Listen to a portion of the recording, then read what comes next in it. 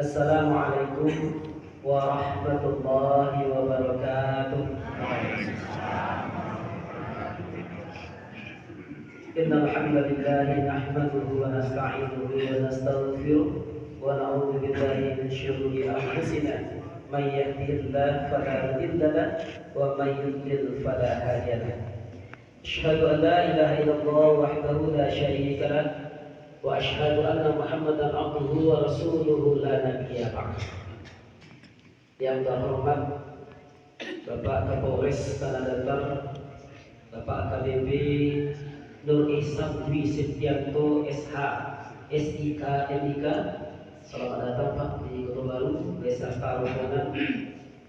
Yang kita hormati Bapak Camat Paliangan, yang kita hormati Bapak Kapolsek beserta jajaran, kemudian yang kita hormati yang tuanku, Nyak Mama, alim ulama, jariah pandai, bapak-bapak, ibu-ibu, kaum muslimin dan muslimat, jamaah Masjid Ihsan Kota Baru yang kami muliakan. Puji syukur kehadirat Allah Subhanahu wa taala pada subuh hari ini. Kita bersyukur kepada Allah atas nikmat yang dilimpahkan kepada kita sehingga pada subuh hari ini kita dapat melaksanakan sholat subuh berjamaah bersama Kapolres Tanah Datar, dan itu merupakan hal yang jarang terjadi. Kemudian salawat dan salam buat junjungan kita yakni Nabi Muhammad sallallahu alaihi wasallam. Allahumma shalli ala Muhammad wa ala ali Muhammad. Pertama, ucapan selamat datang kepada Bapak Kapolres beserta rombongan di Masjid Ihsan Kota Baru, Nagari Batu Basa, Kecamatan Paliangan. Bapak dan Ibu, ini namanya sama dengan Bapak Kapolres. Bapak Kapolres panggilnya Pak Ihsan ya Pak ya. Masjid kita Masjid Ihsan.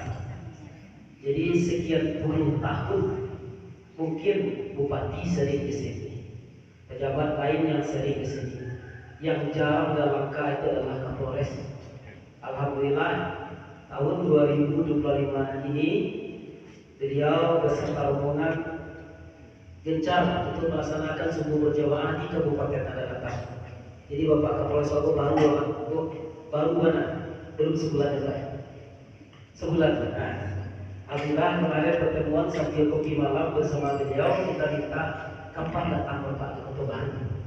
Jadi jamaah kita memberikan tausiah, pencerahan dan segala macamnya. Jadi beliau bukan hanya Kapolres saja, tapi juga berdakwah. Ya, kami ini para ustaz tersentuh hati. Jadi kami mengajak nanti Bapak Kapolres bisa memberikan siraman rohani, arahan serta ajakan kepada kita, terutama masalah falsafah adat Minangkabau, adat keseni syarat bahasa kita buka. Jadi untuk mempersingkat waktu, marilah kita mulai kegiatan subuh berjamaah kita dengan sama membacakan Al-Basmalah. Bismillahirrahmanirrahim. Cara selanjutnya tausiah yang langsung diberikan oleh Bapak Kapolres pada yang terhormat Al-Mukarram Bapak AKBP Nur Ihsan Dwi Setianto SH SIK MIK, disilakan.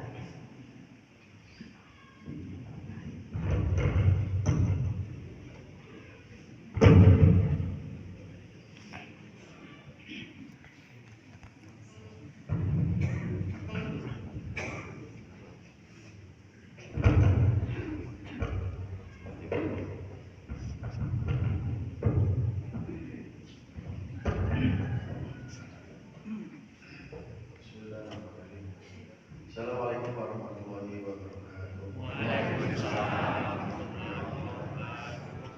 Alhamdulillah, wa nasta'inuhu wa nastaghfiruh. Wa na'udzu billahi min shururi anfusina wa min sayyiati a'malina. May yahdihillahu fala mudilla lahu wa may yudlil fala hadiya lahu. Asyhadu an la ilaha illallah wa asyhadu anna Muhammadan abduhu wa rasuluhu la nabiyya ba'dahu. Allahumma shalli ala sayyidina Muhammadin wa ala ali sayyidina Muhammad. Wa qala Allah ta'ala fi kitabil karim wa a'udzu billahi minasyaitonir rajim. Bismillahirrahmanirrahim. Wal asri innal insana lafi khusr illa alladziina aamanu wa 'amilus shalihati wa tawassaw bil haqqi wa tawassaw bis sabr. Wa qala kuntum khayra ummatin ukhrijat lin-nas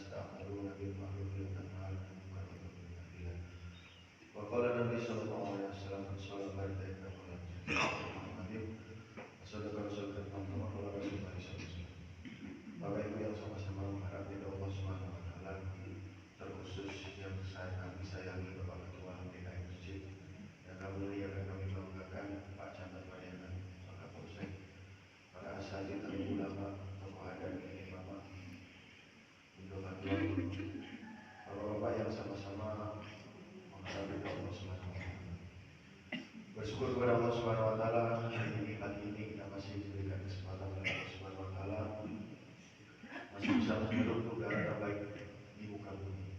Kata satu bapak, udara terbaik pada saat 1 kali 24 jam itu ketika berbunyi as-salatu khairun minan naum. Itu udara terbaik.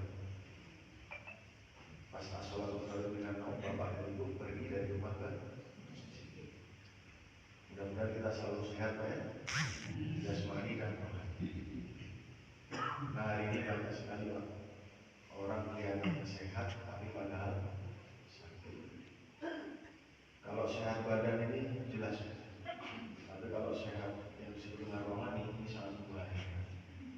Dan kebanyakan hari ini kita ini, saudara-saudara kita ini yang sakit adalah sakit rohani. Sakit rohani.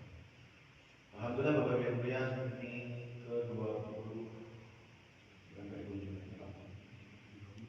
udah ke-30-an.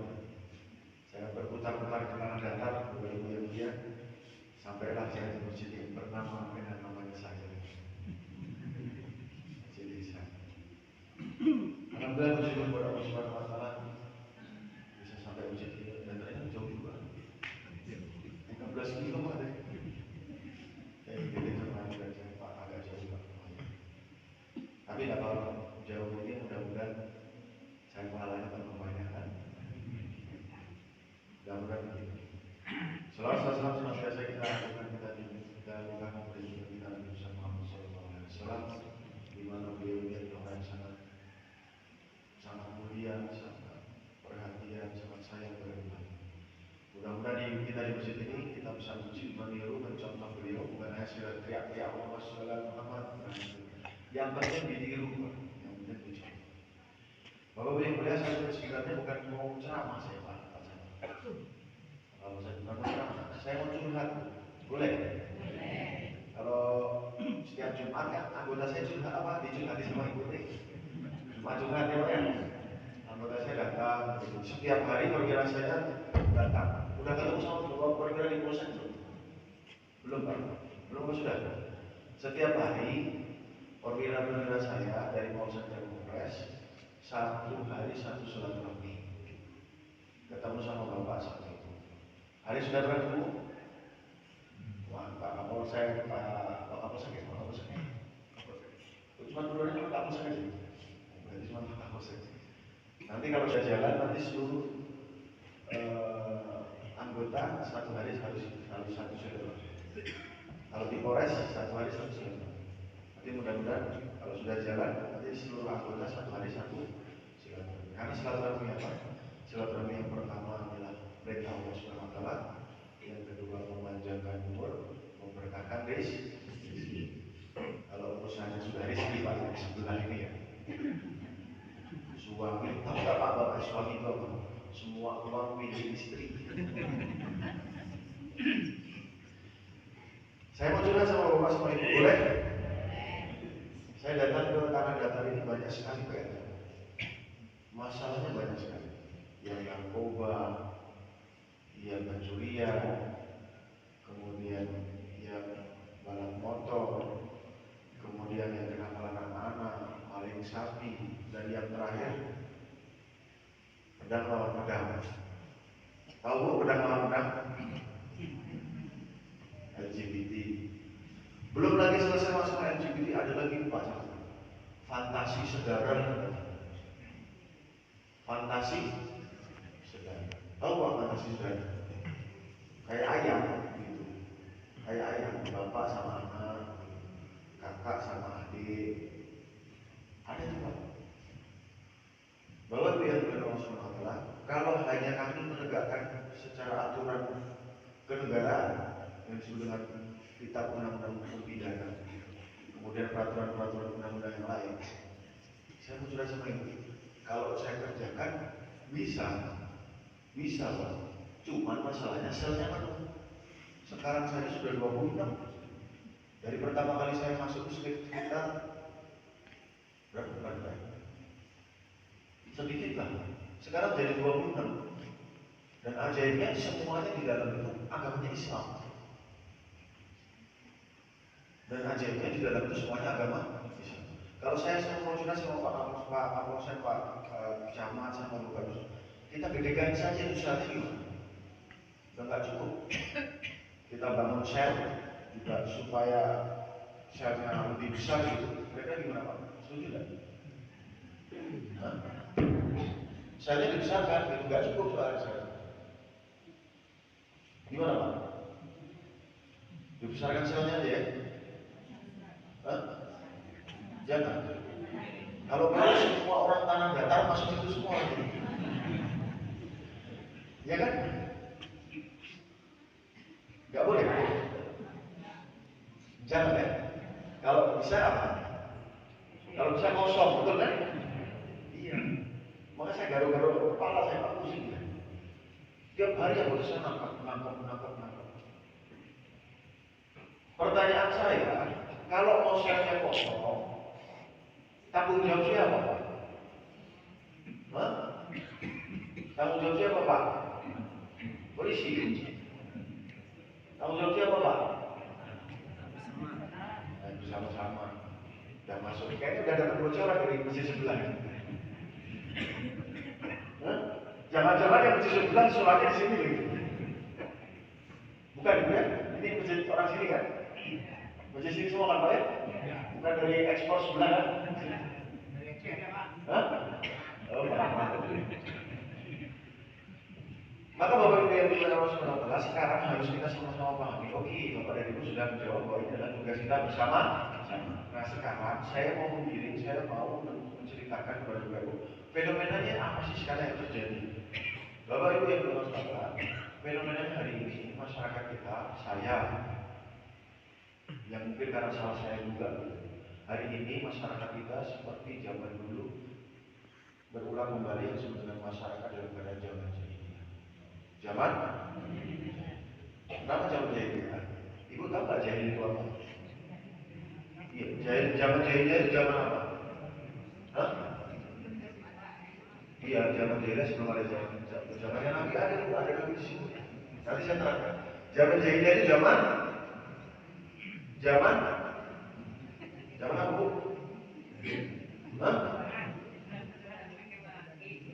Zaman apa? Iya, zaman jahiliyah itu zaman apa? Pak, zaman jahiliyah itu zaman apa Pak? Zaman buruan. Salah. Salah.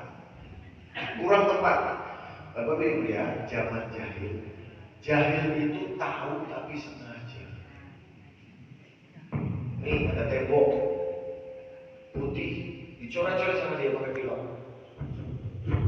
Kalau ditanya, Dek, tahu nggak tembok putih bisa boleh dicoret-coret? Dia bilang, tahu. Karena jahil. Sengaja. Ada Tuhan yang punya Ka'bah. Namanya Allah, Tuhan di atas langit. Tetapi mereka membuat 360 berhala di sekeliling Ka'bah. Setelah mereka mentawafi Ka'bah yang punyanya Allah, mereka mentawafi 360 berhala di sekitar Ka'bah. Mereka tahu ada Tuhan yang satu. Ya. Mereka tahu tidak boleh minum khamr, tapi mereka minum khamr dan lebih mantap lagi. Mereka minum dari tengkorak manusia dikasih khamr baru diminum. Itu adalah suatu kebanggaan bagi mereka. Zaman jahiliyah. Nah hari ini masyarakat kita apa dalam keadaan jahil? Sama. Kira-kira kalau di dalam penjara kita tanya, Pak, kalau bunuh orang itu boleh nggak? Mereka bilang tidak. Pak, kalau narkoba boleh nggak? Tidak. Pak, kalau nyolong sapi boleh nggak? Tidak. Pak, kalau trek-trekan balap dia geng motor boleh nggak? Tidak. Pak, kalau Batak sama Batak boleh nggak? BB aja tahu mana yang laki, mana yang perempuan. Jadi kehidupan hari ini sudah sama seperti kehidupan zaman.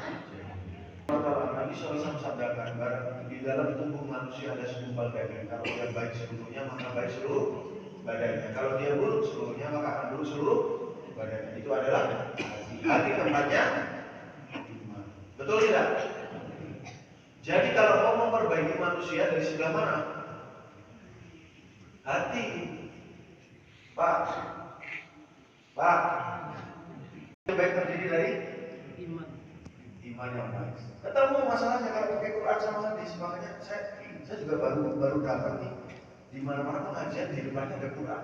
Maka betul Pak, kalau kita pakai Quran semuanya ketemu, nggak usah pakai pikir lama gitu. Ya Pak ya, nggak usah pakai pikir lama. Walau anna ahlal qura amana wa taqaw la fatahna alaihim barakatin minas samai wal ardh. Kalau seandainya penduduk dalam satu negeri dia beriman dan bertakwa kepada Allah Subhanahu wa taala, maka Allah Taala akan berikan kepada mereka keberkahan dari atas langit dan keberkahan dari bawah bumi. Sekarang kenapa yang dari atas hujan jadi banjir, dari atas hujan jadi garuduk, yang dari bawah tanahnya jadi bergerak-gerak jadi tanah longsor, jadi gempa bumi, jadi angin puting beliung, jadi kenakalan remaja umur 65. Iya Pak, benar loh. Yang kemarin berbuat cabul sama anak SD 15 tahun, umurnya 51. Kan itu kan anak remaja angkatan 65 kan? Kenapa terjadi kenakalan seperti itu? Kenapa jadi banjir dan bahkan rusaknya alam? Kenapa? Karena iman dan takwa tidak ada dalam satu kampung. Jawabannya itu Pak, ketemu kalau sama Quran ini. Betul Pak? Nah sekarang masalahnya kita mau kembalikan bagaimana penduduk dalam satu negeri tadi beriman dan bertakwa. Karena bangunan iman dan takwa kalau sudah benar di dalam hati, maka akan naik menjadi sebuah keluarga. Hati yang baik, individu yang membangun individu yang baik, individu yang memimpin yang baik. Saya tanya sama Bapak saya, pernah nggak negara kita dipimpin oleh seorang alim ulama? Ukuran kita kan pemimpin yang baik kan alim ulama Pak ya? Pernah? Siapa? Nah. Pertanyaannya, apakah negara berubah? Bukan masalah Gus Durnya tidak mampu, bukan. Karena Gus Durnya itu membuat program, tapi nggak nyambung sampai yang bawah. Yang bawah nggak sholat. Padahal jelas fokusnya hati yang baik itu diawali dari amal-amal yang baik diawali dari sholat. Inna sholata tanha. Ketemu sudah. Coba Bapak Ibu tanya yang di dalam penjara, kira-kira sebelum tertangkap sholat nggak dia? Sholat nggak kira-kira? Nah sekarang coba kita tanya, kira-kira bandar narkoba sholat di sini nggak? Kira-kira orang yang LGBT sholat di sini nggak? Ya. Makanya seperti tertulis di sana masjid ini hanya untuk umur 40 tahun ke atas. Masjid ini hanya untuk umur 40 tahun ke atas. Ini ada sedikit 1, 2, 3, 4. Bukan 40 tahun ke atas. Dan yang kedua tertulis masjid ini bukan untuk pelaku maksiat. Kira-kira Bu, kalau misalnya pelaku kejahatan masuk dalam masjid sholat, kira-kira apa yang terjadi? Pasti taubat. Betul? Nah karena mereka jauh dari Allah, imannya tidak bagus, imannya tidak sempurna, maka akhirnya mereka melakukan pelanggaran, akhirnya melakukan kejahatan. Dimulai dari pelanggaran, akhirnya dimulai dari mana? Dilanjutkan dengan kejahatan. Dan tidak ada rumusnya Pak, orang masuk penjara jadi tobat, tidak ada. Yang dua saya ceritakan yang narkoba, itu tertangkap di tahun 2017, sekarang ketangkap lagi. Tidak tobat Pak. Dan 2 orang diantaranya itu membawa 12 kg barang bukti, 12 kg narkoba. Bayangkan 12 kg narkoba. Kalau 12 kg daging sapi itu diri sendiri enak. 12 kg narkoba Pak. Saya tanya sama staf saya, Pak Kasar narkoba, Pak Kasar kalau 12 kg itu dipakai rame-rame, itu bisa buat berapa orang? Beliau menyampaikan bisa sampai 1 kota Batu Sangkar dan semua. Dan ajaibnya lagi sudah dikasih ke anak-anak kecil. Anak-anak kecil. Sama-sama mari kita angkat dengan cara kembali ke surau kami. Betul Pak? Bagaimana sekarang rame-rame kita mengatakan kembali ke surau kami. Kalau dulu ada tulisan robohnya surau kami, tidak, surau kami tidak roboh. Maka kembali ke surau kami. Kemarin ada saya protes, Pak, kami tidak pernah kemana-mana. Kami di masjid kami Pak, kami di surau kami. Tagline Bapak ini salah, kembali ke surau kami. Siapa Pak yang kembali? Padahal kami di dalam masjid terus. Maksudnya, Bapak itu kembali ke surau kami mengajak orang yang belum ke surau. Kan begitu Pak? Sekarang kira-kira kalau Bapak ngajak kembali ke surau ini, kira-kira kalau suka subuh berjamaahnya segini aja atau berbeda? Kira-kira berapa Pak? Kalau semuanya diajak, semuanya kembali ke surau, kira-kira berapa sah?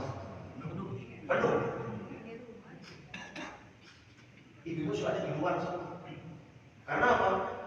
Penuh lagi-laginya, betul ya? Itu. Nah sekarang kenapa cuma segini? Maka bisa diumpamakan Bapak Ibu ya. Bapak tahu ibu tahu penyakit stroke. Mohon maaf kalau ada yang menderita. Ibu ada yang stroke. Menderita. Masjid adalah jantungnya kampung. Sudah pernah dengar Pak? Sudah pernah dengar Pak? Masjid adalah jantungnya kampung. Apa darahnya? Darahnya yang jamaah. Dan sekarang saya nampak darahnya tua semua. Darah-darah tua. 1, 2, 3, 4, 5. Yang muda cuma 5. Kalau darah ekspor, darah infus Pak. Yang muda-muda yang bintara-bintara ini darah impor. Jadi sekarang intinya darahnya sedang dalam keadaan darah tua. Apa pembuluh darahnya? Pembuluh darahnya jalan dari rumah ke masjid, masjid ke rumah, rumah ke masjid, masjid ke rumah, rumah ke rumah, ngajak orang masuk dalam masjid. Kira-kira sekarang kalau jamaahnya sedikit dan jamaahnya tua-tua semuanya, kira-kira kampung kita dalam keadaan apa? Stroke. Jadi kampung Bapak, kampung Ibu sekarang dalam keadaan. Dan mohon maaf bukan hanya di masjid ini. Rata-rata semua masjid yang saya lewati kampung dalam keadaan. Mohon maaf Pak, bukan salah siapa, salah saya. Makanya mari kita sekarang wujudkan bagaimana masjid kita bukan jadi masjid yang stroke. Kampung kita bukan kampung yang stroke. Kenapa kalau stroke? Pasti akan terjadi keanehan. Apa keanehan-keanehannya? Laki-laki sama laki-laki, perempuan sama perempuan, kejahatan merajalela, narkoba, geng motor, bacok-bacokan, penganiayaan, LGBT, bahkan sampai nanti Allah Ta'ala turunkan yang disebut dengan bencana. Kenapa? Karena kampungnya stroke. Nanti bisa jadi anak bunuh orang tua menikahi anak kandung sendiri. Itu yang terjadi nanti kalau kampungnya. Maka saya akan kampung kita dengan cara apa? Sekarang sudah ketemu semuanya penyakitnya. Maka sekarang bagaimana tata caranya? Bagaimana kiat-kiatnya untuk kembali menyehatkan kampung kita? Kan begitu. Kembalikan setiap orang yang dia punya hatinya dalam hatinya punya kalimat la ilaha illallah Muhammadur Rasulullah, kembali ke masjid. Kenapa harus kembali ke masjid Pak? Karena kalau sekarang ini hati kita dalam keadaan sakit. Hati kita dalam keadaan sakit. Kalau saya punya motor, Honda Vario, kalau rusak dibawa kemana? Dalam bengkel apa? Bengkel mesin jahit. Hah? Bengkel motor. Bengkel motornya motor apa Pak? Hah? Honda. Hondanya pun nggak sembarangan, harus teknisinya yang punya pengetahuan tentang mesin metik, baru mesin motor. Itu motor treatmentnya juga harus jelas. Kalau motornya Honda Vario harus dibawa ke bengkel motor, nggak bisa dibawa ke bengkel mesin jahit. Main motor Honda Ahas yang paling bagus. Motornya pun nanti akan ketemu, Hondanya pun akan ketemu dengan teknisi yang dia bisa adalah teknisi mesin. Kan begitu. Nah sekarang kalau hati kita bermasalah, sakit, maka dibawa kemana Bu? Tidak harus sekarang. Puncak Patung. Masa hatinya sakit di mana sakit dibawa ke Puncak Patung Pak? Nongkrong di sana seharian? Tidak bisa, harus dibawa ke masjid. Nah berarti sekarang mari kita kembalikan saudara-saudara kita dan kita sendiri ke dalam masjid, kembali ke surau kami untuk mengetahui falsafah ada bisa disyarat, syarat bisa di. Kan ini kan orang Minang yang bikin, betul Pak ya? Ini kan orang Minang yang bikin, bukan saya loh. Betul tidak Pak? Tapi hari ini mohon maaf sekali kalau saya nggak suka. Orang Minang sendiri yang menginjak falsafah ini. Tandanya apa? Nggak ke masjid. Betul nggak Pak? Ayo Pak, coba bener nggak nih? Orang Minang sendiri yang mengatakan ada busana syarat-syarat berjalan kitabullah, tetapi mereka sendiri tidak sholat masjid. Berarti bukankah dia menginjak-injak falsafah orang Minang sendiri? Ya Pak, saya bukan orang Minang Pak. Saya sayang sama falsafah ini. Makanya ayo saya ajak. Jadi saya lebih Minang daripada Bapak. Karena saya sudah makan lama tak lagi. Saya sudah minum air Amia, jadi saya jadi orang Minang. Jadi saya tidak rela, dan mungkin teman-teman saya ini, anggota-anggota saya juga tidak rela kalau ada busana syarat busana kita dijajah sama orang Minang sendiri. Setuju Pak? Jangan biarkan dijajah. Mari kita kembalikan kepada kita. Nah, caranya sekarang dikembalikan ke masjid. Orang buta sama tuli, kalau dia di tengah rel kereta api, apa yang Bapak Ibu kerjakan? Dibiarkan saja. Diapain? Ditolong. Caranya nolong bagaimana? Hah? Dikirimi WhatsApp. Pak, awas ada kereta api, nanti sebentar lagi kereta api akan lewat. Begitu. Buta dan tuli. Atau ditepuk-tepuk dari jauh. Atau tidak, awas pakai speaker musik, awas ada kereta api, dari kereta mau lewat. Begitu. Yang ada kalau Bapak dan Ibu menjemput menolong orang buta yang seperti itu, Bapak dikatakan, Bapak tahu kan buta matui Pak, kenapa cara menolongnya begitu? Kan begitu ya? Cara terbaiknya bagaimana? Hah? Kalau ditarik dia nanti pukul tuh. Orang buta kan? Caranya adalah datang ke sana, dipegang tangannya, dipijit-pijit sedikit, ya, dielus-elus punggungnya, diangkat, kemudian dipin, betul? Jangan ditarik, ditarik pukul dia nanti. Gak kenal tiba-tiba ditarik, ya kan? Bapak Ibu yang berkata, hari ini saudara kita tahu nggak di sini ada masjid? Lihat nggak di sini ada masjid? Tapi kenapa seperti tidak melihat? Sesungguhnya yang buta bukan mata tetapi dengar nggak suara azan? Bahkan corongnya itu ada sampai di depan rumah dia. Orang cuma sana, Pak, ini bukan masyarakat biasa nih Pak. Ini Pak Jorong Pak. Itu speakernya di depan rumah dia Pak. Nggak datang ke masjid kan? Ada curhat Pak, ketua DKM masjid. Pak Jorong Pak, ada yang masjid. Mudah-mudahan sekarang udah masjid. Ini speakernya nempel, karena masjidnya nempel sama rumah dia. Speakernya nempel sama rumah dia. Nggak datang ke masjid juga. Speakernya nempel di rumah.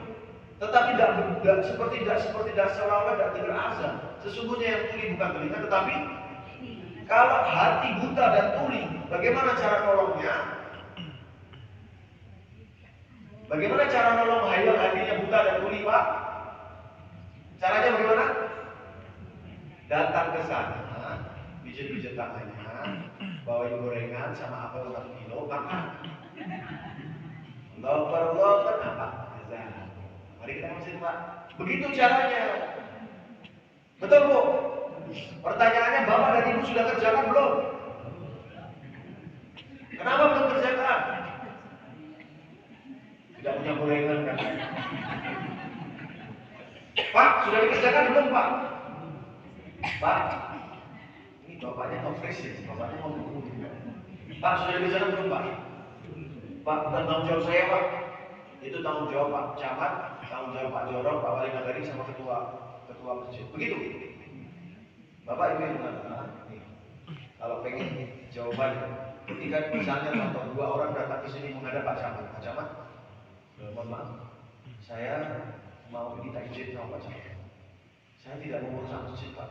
Saya tidak mau merusakan jendela. Saya tidak mau merusakkan tulisan-tulisan ini. Mencoba-coba keramik. Saya tidak. Saya minta izin memotong tiang masjid. Boleh Bu? Boleh Pak? Boleh? Pak? Boleh? Bapaknya diam berapa nih? Pak? Senyum dong Pak? Boleh Pak? Kenapa? Ngomong. Memangnya ini masjidnya Ibu? Memang masjidnya Bapak Pak? Melarang-larang? Hah? Kita akan bilang, Pak Pak, ini masjid memang bukan punya saya, tetapi ini tanggung jawab kami bersama untuk menjaga masjid ini tetap berdiri. Betul? Karena kalau Bapak potong tiangnya nanti masjid akan ini sampai jam berapa Pak?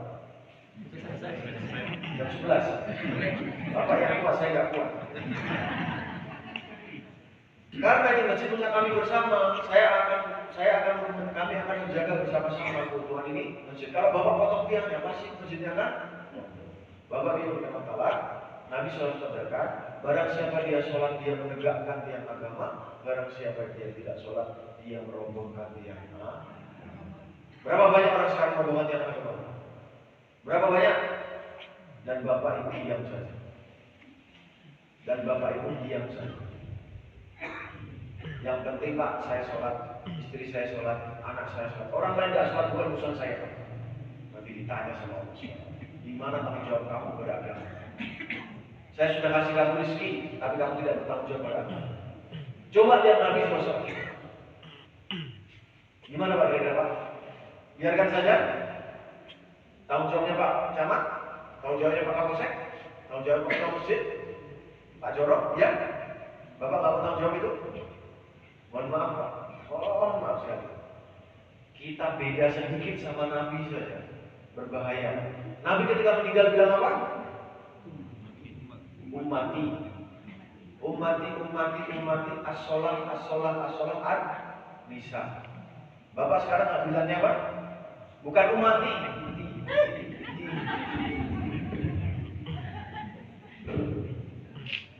Pak, Bu, saya punya klub bola namanya Persija Jakarta.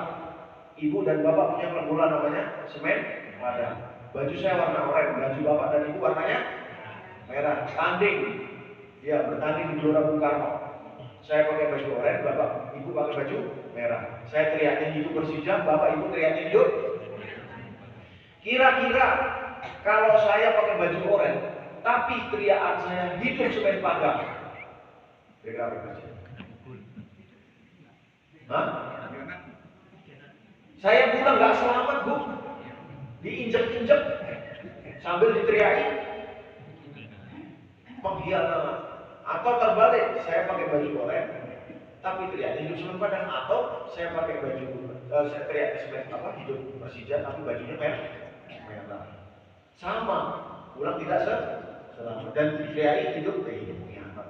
Diteriaki kok? Betul ya? Betul, atau Bapak juga begitu. Teriaknya beda sama baju, beda. Itu dibilang pengkhianat. Bagaimana nanti kalau Bapak di Telaga Kautsar ketemu sama Nabi?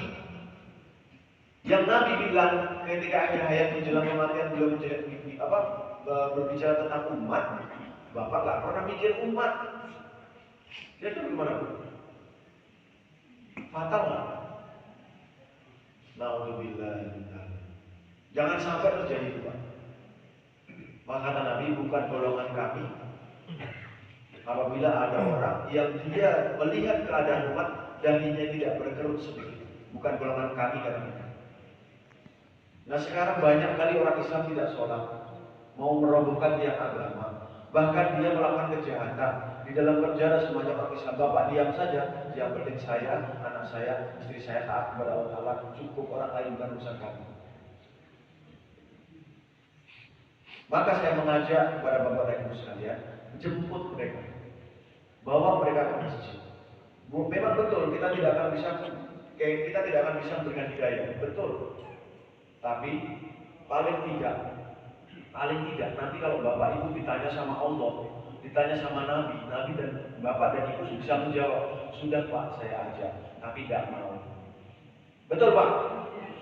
Betul. Jadi kalau Bapak besok ke masjid, jalannya lurus ke masjid, belok-belok. Assalamualaikum, azan. Assalamualaikum, azan Pak, mari ke masjid. Begitu. Pak, ini susah Pak. Susahnya kenapa? Pokoknya susah. Iya, susahnya kenapa? Susahnya Bapak gak mau. Mau cuma Assalamualaikum Pak, ke masjid. Masa gak mau? Nah, begitu aja selesai. Betul, begitu aja. Assalamualaikum. Oh iya Pak, duluan, tidak apa-apa. Assalamualaikum, mari ke masjid. Titip salam aja Pak sama Allah.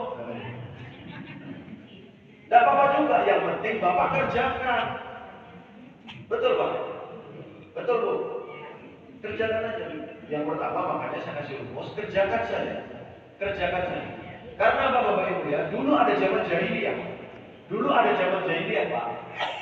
Di sana ada nabi. Bukan abuya, bukan ustaz, bukan kiai. Bukan, nabi. Tapi nabi belum door to door. Belum door to door nabi. Itu umat tidak berubah. Satu sisi nabi dikatakan sidik, amanah, tabligh, fatonan, betul? Tapi umat tidak berubah. Nabi hanya bisa menangis. Nah, Nabi memang belum turun karena belum dapat perintah dari Allah. Nabi cuma bisa menangis di Gua Hira. Bapak, kalau ibu sudah pernah haji atau umrah, pasti ke Gua Hira. Di situ Nabi menangis melihat kota-kota yang keadaan zaman jahiliyah dan Nabi tidak bisa melakukan apa-apa. Menangis Mas. Ya Allah. Akhirnya turunlah ayat Iqra bismi rabbikal ladzi khalaq dan selanjutnya sampai yang mengatakan ya ayyuhal mudaththir qum fa'anzir wa rabbaka fakabbir. Maka dengan ayat itu, maka Nabi mulai door-to-door mengajak manusia taat kepada ya ayyuhan nas qul la ilaha illallah tuflih. Hai orang-orang, hai manusia, ucapkanlah, yakinilah bahwa Allah itu satu, maka kau akan bahagia, sukses, berjaya. Kata orang-orang, gila kamu mau. Wong Tuhan yang 360 saja gak selesai masalah kami. Apalagi kamu ngajakin satu. Rame-rame aja gak selesai, gotong royong aja gak selesai. Kok kamu ngajak satu gitu? Goro-goro aja gak selesai. Apalagi cuma bersih-bersih satu orang. Kata mereka begitu. Maka akhirnya sidik, amanah, tabligh, fatonan rontok. Jadi gila, majnun, pendusta agama, memecah belah umat, mengkhianat harta dan puja. Tapi Bapak Ibu ya, setelah Nabi door-to-door, apa yang terjadi? Abu Bakar masuk Islam, Utsman bin Affan masuk Islam, Sayyidina Ali masuk Islam, Abu Ubaidah masuk Islam. Maka Pak, kalau Bapak kerjakan, maka umat akan berubah. Tapi kalau Bapak dan Ibu tidak kerjakan, maka pasti dan pasti, meskipun di satu kampung ini hafiz semua, alim semua, ustaz semua, maka umat tidak akan berubah. Jangan dulu Nabi aja tidak berubah. Maka yang pertama adalah kerjakan. Yang kedua istiqomah. Kerjakan dengan istiqomah, jangan cuma 1 kali 2 kali saja. Kenapa? Bapak Ibu ya? Ini ada makan ya? Sarapan. Ini kenapa harus istiqomah? Bu, nih saya kasih tahu satu iklan. Kita akan data yang dia tidak tahu kalau tidak sholat itu dosa. Berapa persen? Hah? No, semuanya sudah. Tetapi kenapa tidak sholat? Tidak ada iklan. Betul ya? Karena tidak ada iklan. Yang dari sini sholat tercabut, yang dari sini sholat tercabut, sehingga mereka tidak sholat. Akhirnya mereka tidak sholat, tidak sholat datang lain masa yang melakukan, sehingga akhirnya dia melakukan kejahatan. Yang dari sini tercabut, yang dari sini tercabut. Tidak ada iklan. Alias kata, yang sholat di masjid mengatakan, Pak, bukan tanggung jawab saya. Karena kita tidak pernah mengiklan. Maksud saya Bapak ya, kalau Bapak Ibu door-to-door tadi, Bapak bikin iklan berulang-ulang terus, sehingga akhirnya dari lama-lama yang dari sini masuk ke dalam sini. Sholat itu penting, sholat itu penting. As-sholatu min rajul mu'minin, kan bilang, bina sholat atau fasa bukan masuk dalam. Betul Pak, Bu? Boleh ya besok ya? Belok-belok ya Bu ya. Kalau rumahnya sebelah sini berarti harus putar dulu sana. Sama naik dulu baru balik lagi ke sini. Pokoknya bikin Bu ya. Pokoknya dibikin Pak, jangan tidak di. Pak, susah Pak. Caranya begitu. Pokoknya bikin saja. Kemudian yang ketiga, jangan pernah berpikir tentang hasil. Kerjakan berulang-ulang, jangan berpikir tentang hasil. Innaka la tahdi man ahbabta walakin Allah yahdi man yasha. Wahai Muhammad, kamu tidak bisa memberikan hidayah kepada orang yang kamu cintai, tetapi aku kata Allah yang bisa memberi hidayah kepada yang saya berikan. Selesai sudah. Ya Pak ya, kerjakan. Masjid, Pak Camat, saya melaporkan. Kemarin sudah kami kumpulkan 30 masjid yang pernah kami datangi, dan semuanya mengatakan belum dihitung Pak. Sudah dari kemarin belum dihitung Pak. Saya bilang sama Pak Ketua MUI sama Pak Kapolres. Pak, boleh saya lebih sedikit berbicara masalah politik? Boleh. Coba bayangkan, kalau pemilu ada nggak yang meninggal meninggalkan satu orang untuk tidak memberikan suaranya? Ada enggak? Menghilangkan DPT, ada enggak?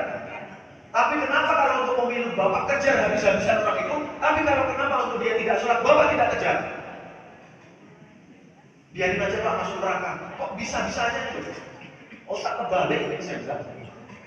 Kalau untuk DPT saja, yang hanya 5 tahun, Bapak berani kejar. Tapi ini untuk masalah dibakar di neraka, Bapak nggak kejar. Gimana nanti Nabi itu sama kita? Betul Pak ya? Maka yang pertama kerjakan, yang kedua istiqomah, yang ketiga jangan berpikir asing. Salah Pak ya? Nanti sama Pak Ketua DKM jangan sampai lolos satu orang. Satu orang lolos Pak, dia duduk di dalam neraka meninggalkan sholat, dia duduk dalam neraka selama satu hukum 80 tahun akhirat. 80 tahun akhirat dikalikan dengan kali tahun di bumi, satu hari akhirat sama dengan 1000 tahun di bumi. Jadi 80 tahun dia akan 80.000 tahun dia akan duduk di dalam neraka. Satu sholat. Dan azab paling ringan di neraka adalah dipakaikan sendal daripada api neraka, ini kepalanya mendidih. Kalau DPT mah 5 tahun Pak penderitanya. Tapi kalau satu tidak sholat, subhanallah. Jangan-jangan itu anak kita, jangan-jangan itu kemenangan kita. Dan saya subhanallah Pak, ini orang kita spiritnya subhanallah saya bilang. Dia sudah berani membuat falsafah dan diikrarkan secara mendunia. Ada enggak orang berikrar tentang ada bersani sara bersani kita bukan dunia ini? Tidak ada kecuali orang Minang.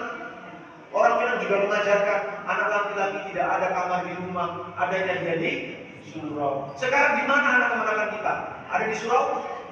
Mana anak-anak di mana tadi?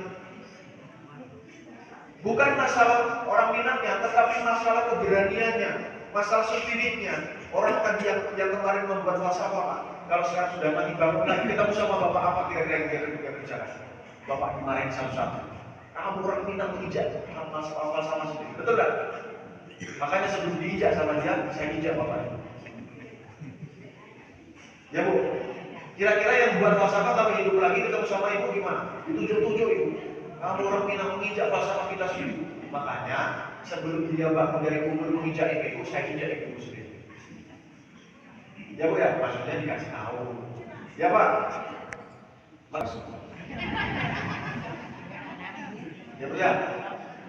Coba bayangkan kalau seluruh masjid di tanah datar, semuanya laki-laki baliknya penuh sama seperti surat hari raya. Apa yang terjadi di tanah datar? Tanah datar menjadi kampung yang baldatun thayyibatun wa rabbul ghafur. Insyaallah Pak ya. Amin. Nah, gitu Pak. Yang benar datang dari Allah Subhanahu wa taala, yang salah dari saya pribadi mohon maaf. Nangkep Pak ya? Bu, nangkep ya? Baik, nanya. Boleh.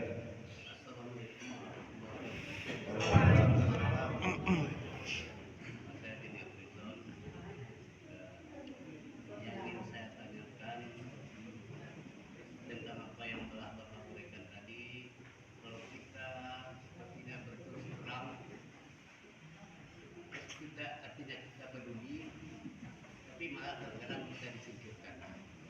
Jadi bukannya timbul apatis. Setelah apatis, bahkan orang-orang yang punya ilmu, ya dikasih tidak peduli, tapi juga malah disingkirkan. Nah itu yang terjadi saat ini. Kemudian kita memberikan saran juga kadang diaminkan tapi tidak dilaksanakan. Ya, apa penyebabnya? Terima kasih. Ibu dengar ya pertanyaannya ya? Bu, dengar nggak? Hah? Nggak jelas. Kata Bapak, kalau salah dibetulkan ya Pak. Hari ini kadang-kadang kita ini akhirnya jadi apatis. Kenapa? Kalau kita ini ngajak, kalau kita mengingatkan, akhirnya orang nggak mau. Dia lebih pintar daripada kita. Bahasanya terjadi penolakan, betul Pak ya? Terjadi penolakan. Ya. Jawabannya nggak usah khawatir Pak. Jangankan Bapak, jangankan saya, jangankan Ustaz, Nabi Muhammad dulu ditolak. Tapi pertanyaan saya, apakah Nabi berhenti? Nabi dikatakan gila, Bapak sudah dikatakan gila sama orang itu. Sudah belum Pak? Belum kan? Belum dilempar batu kan? Belum dilempar kotoran unta kan? Nabi dulu dilempar batu, dilempar kotoran unta, tidak berhenti. Dan Nabi mengatakan dalam dirinya, wahai Fatimah, jangan kau khawatir. Bukan Fatimah, satu anaknya siapa? Zainab. Wahai Zainab anakku, jangan khawatir, bapakmu akan dihinakan, bahkan dibunuh. Jangan khawatir wahai Zainab, karena saya yakin dengan saya yakinnya kepada Allah, suatu saat agama ini akan tersebar, masuk kepada rumah-rumah, baik rumah-rumah itu terbuat dari batu atau terbuat dari kayu. Nabi Pak. Hari ini akan terulang, kan kuncinya tadi berulang. Kuncinya tadi zaman jahiliyah. Sekarang zaman jahiliyah. Kerjakan saja apa yang Nabi kerjakan, sekarang kerjakan apa yang kita kerjakan sesuai dengan caranya Nabi, maka keadaan akan sama seperti kerjakan saja akan ada hasil. Hasilnya berhasil dan gagal. Kata orang jadi pandai, kegagalan adalah awal dari keberhasilan. Yang penting kerjakan. Hasilnya terserah Allah. Karena ada 4 orang, jangan khawatir Pak. Akan ada itu 4 orang. Kalau diajak, dia akan timbul 4 golongan. Yang pertama Abu Bakar. Abu Bakar itu bagaimana? Dia masuk Islam tanpa pikir-pikir. Ada tipe hari ini orang Abu Bakar di kampung kita? Ada. Begitu bapak kanan kiri door to door. Pak, assalamualaikum ke masjid. Tunggu Pak, sebentar. Saya masuk dalam rumah. Dia ambil sarung, dia ikat sarung. Mari kita sama-sama pergi. Itulah tipe Abu Bakar. Tipe yang nomor 2 Abu Sufyan. Apa Abu Sufyan? Dia masuk Islam mendekati peristiwa Futuh Mekah. Masuk Islamnya masbuk. Telat, tapi masuk Islam. Hari ini apakah ada tipe Abu Sufyan? Ada. Pak, assalamualaikum. Udah azan ke masjid. Nanggung Pak, baru cuci baju. Bapak duluan aja, nanti saya nyusul. Nah, begitu kita sholat, balik ke masjid. Dia ada di belakang, masuk Pak. Nambah 1 rakaat. Tapi masuk ke dalam. Itu tipe hari ini tipe Abu Sufyan. Yang nomor 3. Zamannya Nabi. Hari ini ada. Dia tidak masuk Islam, tapi senang dengan Nabi. Assalamualaikum, Pak, azan masjid. Mantap. Ini mantap. Kalau nggak ada orang seperti Bapak, ini kampung kita rubuh. Kampung kita roboh, majelisan sempit. Bapak ini mantap nih, pekerja-pekerja dakwah sama seperti Nabi Muhammad SAW. Tapi Pak, kalau saya boleh saran, Bapak yang semuanya Bapak aja. Kalau saya titip salam aja sama Allah. Kalau saya titip salam aja sama, tapi lanjutkan Pak, saya nggak usah diajak. Bapak aja yang lain aja. Itu tipe Abu Thalib. Ada? Ada. Tapi ini Pak, Ya. kadang-kadang kita ini menemukan Namanya Abu Lahab. Ada juga Pak. Tapi Bapak jangan pedulikan itu. Kalau Bapak mau pedulikan hasil, pusing sendiri Pak. Pusing sendiri. Coba Bapak lihat. Ya yang terakhir tadi yang golongan keempat Abu Jahal sama Abu Lahab. Kalau Bapak pikirkan itu pusing sendiri. Coba lihat bagaimana adilnya Allah untuk membuat sebuah yang disebut dengan hidayah. Nabi SAW hanya bisa berdoa terhadap 2 orang. Ya Allah, berikanlah hidayah kepada Umar bin Hisham atau Umar bin Khattab. Yang dipilih Allah siapa? Umar bin Khattab. Jadi jangan pikir, jangan pusing. Wah ini nggak bisa dijadikan contoh. Bahkan mohon maaf sekali. Mohon maaf. Pejabat-pejabat daerah, pejabat-pejabat nasional banyak juga yang seperti itu. Bikin pusing Pak, ini gimana sih atasannya? Karena apa? Yang sekarang kita bicarakan itu adalah orang beriman dari level bawah supaya ke atas. Yang adiknya Fatimah binti Khattab. Jadi yang kena dakwahnya Nabi itu bukan Umar secara langsung, tetapi Fatimah binti Khattab melalui suaminya, melalui Al-Qur'an bin Abi atau dia kena hidayah sehingga akhirnya Umar jadi kena hidayah. Tidak langsung Pak, bisa jadi. Sekarang kalau kita tidak bisa datang ke Pak Jorong yang tak masjid, Pak Wali yang tak ke masjid, bisa jadi ketika kita datang ke tempat lain, nanti Pak Jorong dan masjidnya masih berat. Ini hidayah Pak, ini perkara boy. Yang penting kerjakan. Ya Pak ya, yang penting kerjakan saja. Maka saya bilang yang ketiga terserah Allah, jangan mikir hasil. Yang penting kerjakan. Yang terakhir Bapak Ibu ya, kenapa harus dikerjakan bersama-sama? Ini Pak, seorang ini, saya tidak pernah salah. Dia akan pindah ke kampung sebelah. Di kampung sebelah begitu juga. Waduh, begini juga di kampung. Pindah lagi kampung sebelah. Begitu juga di kampung. Waduh, kayaknya mau tidak mau saya harus masuk Islam. Sebagaimana siapa? Wahsy. Sebagai munafik siapa? Aku Umar bin Khattab. Begitu Pak. Kerjakan saja kerja ini secara istimewa, secara bersama-sama, maka nanti Allah akan putuskan hidayahnya sendiri. Tidak usah mikir hidayah Pak. Doa saja. Ya Allah, tadi saya ketemu sama Pak Agus, ya Allah, ketemu sama Pak Fauzan, ya Allah, saya tidak bisa memberikan hidayah, tapi Engkau yang bisa memberikan hidayah. Ya Pak ya. Kalau dia nggak bisa masuk hidayah, mungkin orang lain, sebab saya berkorban untuk agama ini. Terjawab Pak ya. Pokoknya kerjakan. Maka tadi saya bilang, siapa? Siap semua. Ada pertanyaan Bu? Tidak ada? Iya. Boleh Pak ya, setelah ini kita foto. Jadi kita salam. Ada lagi Pak? Cukup ya? Cukup. Yang benar datang dari Allah Subhanahu wa Ta'ala. Sekali lagi saya minta, itu yang saya sampaikan benar nggak? Benar nggak? Bapak jadi bangun kan ini? Jadi bangun kan pikirannya? Mudah-mudahan. Alhamdulillah. Yang benar datang dari Allah Subhanahu wa Ta'ala, yang saya sudah menjelaskan. Ibu suara majelis sebagai dengan doa dengan majelis subhanahu wa ta'ala. Subhanahu wa ta'ala. Assalamualaikum warahmatullahi wabarakatuh.